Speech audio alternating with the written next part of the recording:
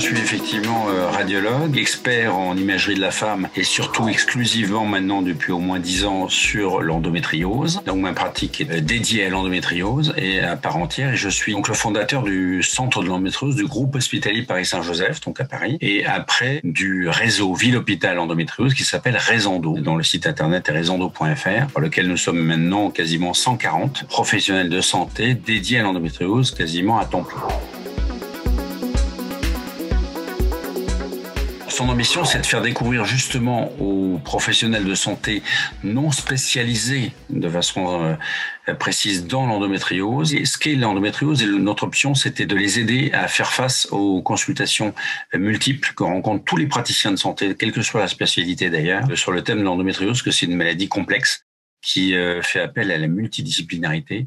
Et c'est pour ça que notre ouvrage est dédié aux non-spécialistes avant tout, donc non aux petits clubs d'experts de la maladie. Donc ça s'adresse aussi bien aux généralistes qu'aux gynécologues, aux sages-femmes, aux radiologues évidemment, et puis aussi à d'autres praticiens plus spécialisés éventuellement, mais qui rencontrent dans leur pratique assez régulièrement des patientes atteintes d'endométriose sans qu'ils le sachent forcément.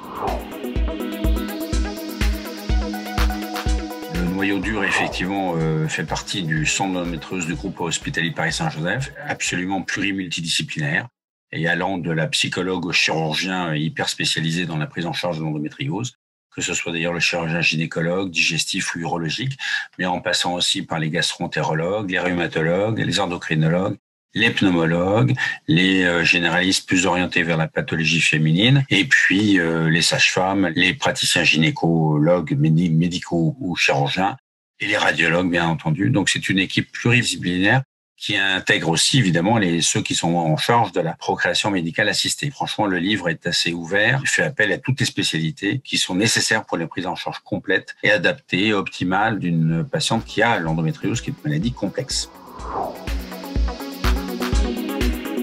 Évidemment, le pivot diagnostic central, c'est l'imagerie. La célioscopie n'est plus d'usage, donc nous sommes plusieurs radiologues experts. Les deux techniques reines sont évidemment l'échographie pelvienne endovaginale et l'IRM pelvienne. Et ça, ce sont les examens clés que l'on aborde, outre après, évidemment, l'interrogatoire, qui est un élément fondamental dans la prise en charge de l'endométriose, parce que tout commence à l'écoute de la patiente. Le diagnostic, en fait, il se fait en écoutant les patientes, en leur proposant des questionnaires dédiés précis et qui permettent de nous orienter d'emblée vers l'option de l'endométriose. Et après, évidemment, nous confirmons et affirmons le diagnostic avec une cartographie précise de la maladie grâce à l'imagerie spécialisée, c'est-à-dire l'échographie endovaginale, mais entre les mains de radiologues experts de la maladie et de cette technique, et ou l'IRM pelvienne. Et enfin, après, il y a d'autres types d'examens qui sont éventuellement utiles dans certains cas plus complexe, où on est amené à opérer certaines patientes dans les formes graves et sévères, où on est obligé de pratiquer également ce qu'on appelle le coloscanner et l'écho-endoscopie rectale, qui permettent de faire le bilan précis de l'atteinte digestive, qui n'est pas rare, parce que ça concerne environ 30% des patientes.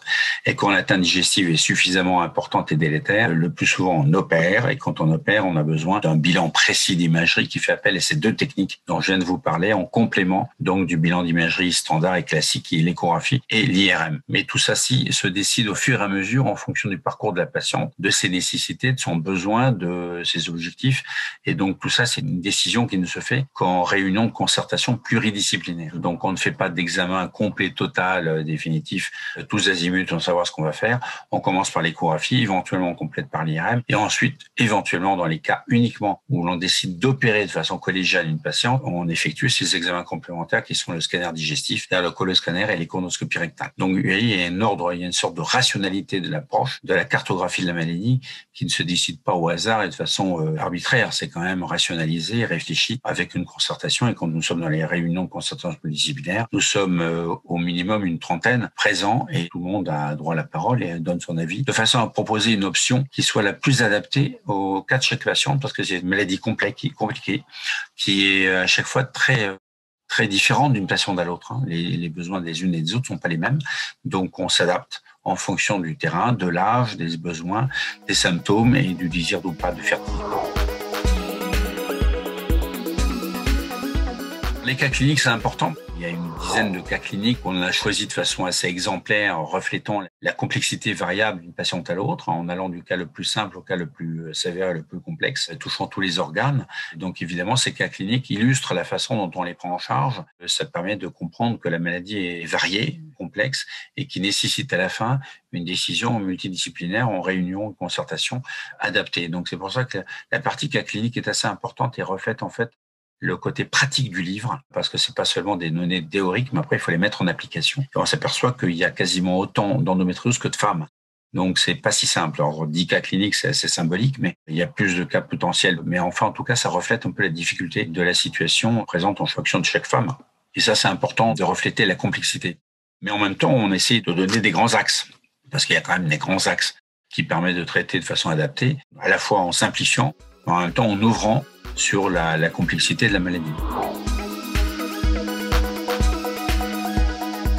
Je le trouve dédié surtout aux non-experts et pratico-pratiques. Il est up-to-date, c'est-à-dire qu'il fait quand même référence aux données acquises de la science les plus récentes, bien entendu, mais il est quand même ouvert aux praticiens sur le terrain qui doivent prendre en charge les patientes, que ce soit le généraliste, la sage-femme ou le gynécologue non spécialisé dans la maladie, par exemple. Donc, à mon avis, c'est un ouvrage qui est vraiment pratique, à mon avis quasiment exhaustif, parce qu'on reflète toute approche qui va de l'accompagnement psychologique de la patiente qui a beaucoup de souffrance, donc qui est altérée également sur son plan psychologique avec un handicap socio-professionnel non négligeable souvent, et jusqu'à la chirurgie lourde.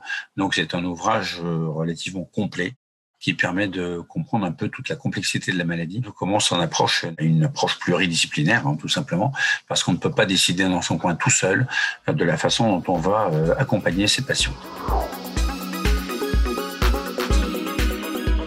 L'endométriose est une maladie probablement la plus fréquente de la femme, où l'épidémiologie est complexe parce qu'elle n'est pas définitive, elle n'est pas avérée, c'est-à-dire qu'on n'a pas les données les plus précises que l'on puisse avoir parce que les données sont insuffisantes. Mais indirectement, on s'aperçoit que les chiffres habituels de la littérature qui vont de 5 à 10% sont largement sous-estimés. On pense que par le biais d'indices indirects, cette maladie concerne environ au minimum 15% des femmes en âge de procréer, ce qui est considérable. Ça veut dire que c'est plusieurs millions de femmes concernées en France, en âge de procréer, entre les premières règles et la ménopause. Et c'est pour ça d'ailleurs que les centres experts, qui sont suffisamment peu nombreux encore en France, sont totalement débordés par l'afflux de patientes qui, elles, sont au courant de la maladie parce que nous avons effectivement beaucoup médiatisé le problème, parce que là, c'est triste de voir arriver des patientes à un stade assez tardif qui nécessitent une opération lourde dans des cas d'infertilité, de douleur maximale, alors que l'on pourrait régler le problème beaucoup plus tôt en accent sur le dépistage dès l'adolescence. Et c'est pour ça qu'il y a un chapitre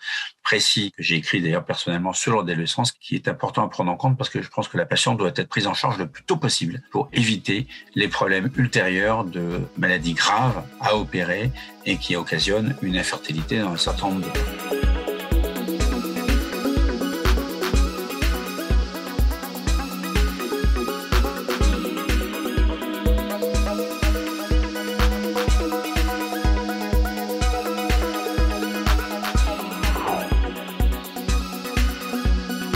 C'est très important parce que nous sommes en partenariat depuis le début avec les associations de patientes qui ont été évidemment les premières à alerter le problème de santé publique majeur que représente cette maladie, qui concerne des millions de femmes en France, avec une prévalence d'environ 15% en moyenne des patientes en âge de procréer. Donc elles sont très incriminées, elles nous ont beaucoup aidé à faire avancer la diffusion et la sensibilisation de la population et du corps professionnel, parce qu'il y a beaucoup de professionnels de santé qui ne savent même pas encore que ça existe. Dans le cursus médical, encore, on est à l'aube de l'enseignement véritable de l'endométriose, ça va enfin émerger. Et donc les associations de patientes sont partie prenante et on a un partenariat permanent avec elles. Et c'est main dans la main que l'on travaille pour faire avancer les choses, sensibiliser à la fois les professionnels de santé et la population. Elles nous ont aidé également à mettre en œuvre avec les autorités de santé publique les fameuses filières de soins de prise en charge de l'endométriose qui sont en route avec des dépôts de dossiers depuis enfin décembre dernier, un peu reculés à cause du problème sanitaire lié au Covid, mais enfin cette année vont pouvoir être prises en compte et mises en route des filières de soins dédiées à l'endométriose qui sont importantes à mettre en place Et ça, c'est beaucoup lié à l'activité importante des associations de patientes qui nous ont aidés à faire cela. Et c'est comme ça que les autorités de santé publique ont été sensibilisées et ont compris l'intérêt, à tout point de vue, y compris économique pour la nation, d'une prise en charge précoce de l'endométriose pour éviter les dégâts des formes sévères qui concernent au moins 30% des patients, avec des coûts de soins importants et puis surtout une invalidité de la patiente qui est considérable dans certains cas. C'est vraiment un handicap majeur pour certains.